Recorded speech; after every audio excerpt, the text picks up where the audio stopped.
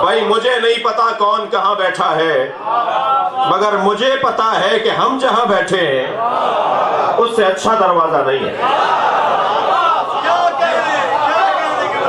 میں اور آپ جس دروازے پر بیٹھے ہیں ان سے اچھا دروازہ نہیں ہے، یہیں سے جنت کا راستہ بنتا ہے۔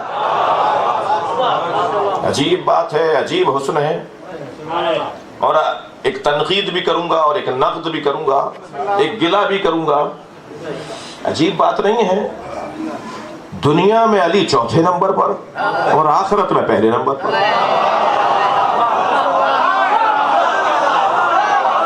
صلوات پڑھیں ذرا محمد و آل محمد۔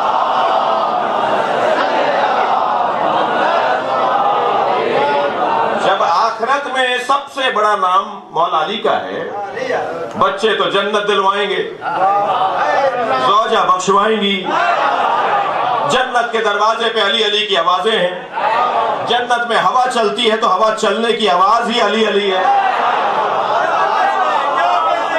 میرے مولا نبی فرماتے ہیں محشر میں علی میرے آگے چلے گا، میں علی کے پیچھے چلوں گا۔ ایک صحابی نے کھڑے ہو کر کہا یا رسول اللہ علی آپ کے آگے کیسے چلیں گے، آپ سرکار ہیں، آپ علی کے بھی مولا ہیں۔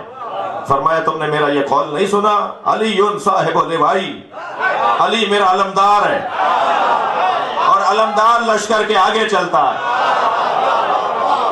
اللہ اکبر، عجیب بات نہیں ہے، دنیا میں چوتھے نمبر پر۔ لیکن الحمدللہ عزیزان گرامی، آپ کا یہ جو مقدمہ ہے نا، جو آپ محفل اور مجلسوں کی صورت میں اتنے عرصے سے لڑ رہے ہیں، یہ مقدمہ فیصلہ آنے والا ہے۔ فیصلہ بہت جلد آنے والا ہے۔ میرے عزیزوں کو بات سمجھ میں آنا شروع ہو گئی ہے، میرے جان میرے عزیزوں کو بات سمجھ میں آنا شروع ہو گئی ہے۔ ابھی پچھلے دنوں ایک بہت ہی مضبوط عالم دین نے کتاب لکھ دی ہے، خلافت بلا فصل علی، خلافت باطنیہ بلا فصل علی، علی خلافت باطنی میں بلا فصل ہے۔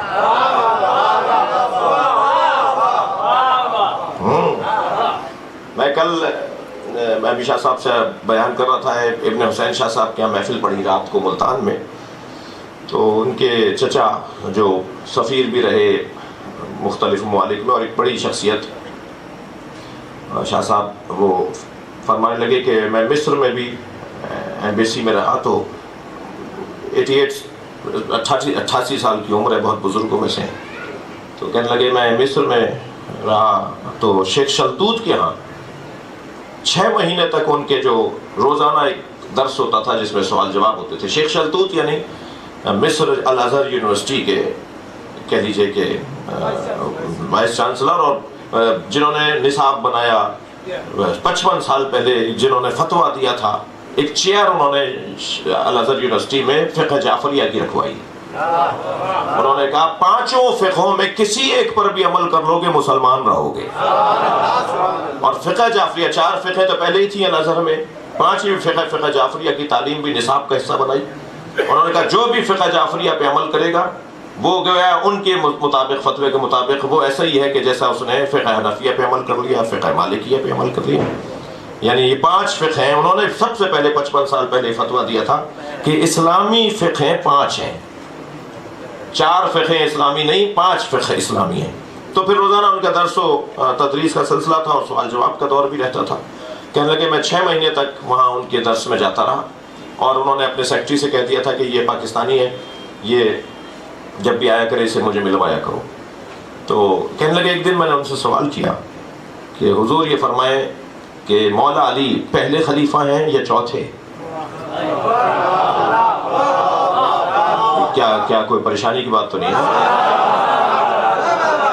یہ اندازہ ہے مٹیاری میں سادات جو ہے وہ سنی بھی ہیں، شیعہ بھی ہیں، یہ حسن ہے نا،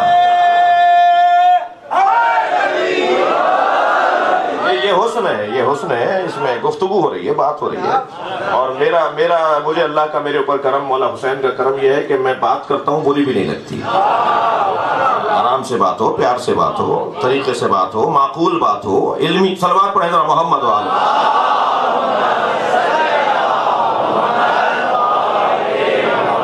بھائی ان کا جملہ رات کو میں نے ان سے اجازت لی کہ میں کہیں پڑھ سکتا ہوں، بول سکتا ہوں، بہت متقی پرہیزگار، بہت ہی مضبوط ایک قابل شخصیت۔ فرمانے لگے میں نے شیخ شلتوت سے پوچھا کہ علی چوتھے خلیفہ ہیں یا پہلے؟ تو بڑا حسین جملہ شیخ شلتوت نے کہا، بڑا نام ہے تاریخ اسلام میں شیخ شلتوت کا نام برا، آیت اللہ برجردی کا دور ہے، ہمارے ہاں آیت اللہ برجردی ہیں، ادھر شیخ شلتوت ہیں۔ وہ کہنے لگے کہ انہوں نے کچھ دیر کے لیے ایک لمبی سی سانس لی اور کہنے لگے کہ خلیفۃ المسلمین علی چوتھے ہیں، خلیفۃ الرسول پہلے ہیں۔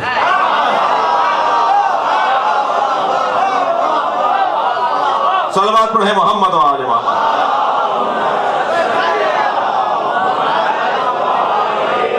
اس سے بہتر اور بلند صلوات۔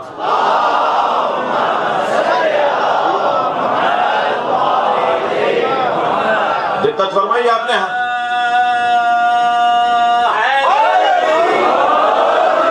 حضرت ابراہیم آگ میں جا رہے ہیں، آواز آ رہی ہے حل لک حاجۃ یا ابراہیم؟ حضرت ابراہیم کی آواز آئی ہاں مگر تم سے حاجت نہیں ہے۔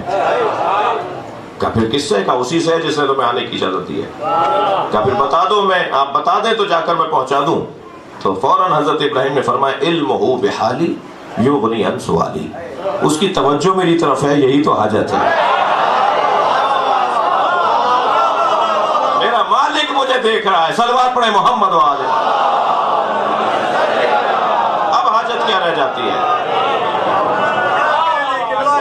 یقین جانیے جب حسین کے ذکر میں آپ بیٹھے ہوتے ہیں، میں یہ جملہ احادیث کی تعلیمات کی روشنی میں کہہ رہا ہوں، اس وقت محفل میں جتنے بھی لوگ بیٹھے ہوئے ہیں، جس مسلک دین دھرم سے بھی ہوں، جو بھی ذکر حسین کی محفل میں بیٹھتا ہے، فطرس جا کر کہتا ہے امام حسین کو کہ وہاں آپ کو یاد کیا جا رہا ہے۔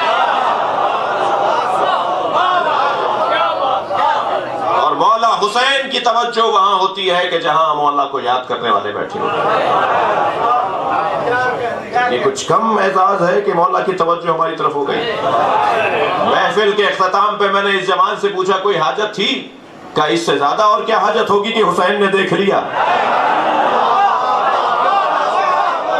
اب ہمیں اور کیا چاہیے؟ مولا نے دیکھ لیا۔ حضرت ابراہیم جیسے ہی یہ کہہ کر آگ کی طرف بڑھے، اللہ نے آگ کو گلے گلزار بنا دیا، آگ ٹھنڈی پڑ گئی۔ آگ جل رہی تھی مگر اثر نہیں کر رہی تھی۔ یہ ابراہیم کی جان کا امتحان۔ انسان کے پاس سب سے قیمتی شے اولاد ہے، اپنی جان بھی اولاد پہ قربان کر دیتا ہے، اپنا مال بھی اولاد پہ قربان کر دیتا ہے، اولاد کو قربان نہیں کرتا۔